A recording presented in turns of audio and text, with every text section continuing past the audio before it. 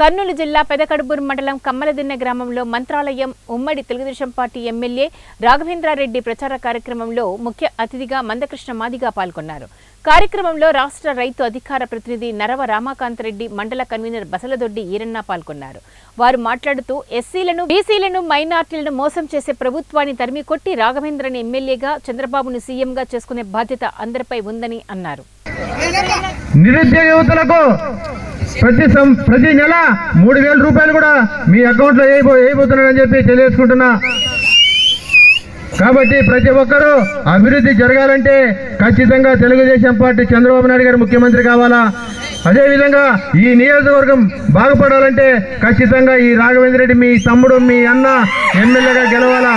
ఖచ్చితంగా ఏదైతే ఆశిస్తారో రేపు రాబోయే 13వ తారీఖు 12వ తారీఖు పడుకునే ముందు నా కుటుంబ సభ్యుడు పోటీలో ఉన్నాడంటే ప్రతి కుటుంబ సభ్యుడికి సేవకుడిగా నేనుంటానని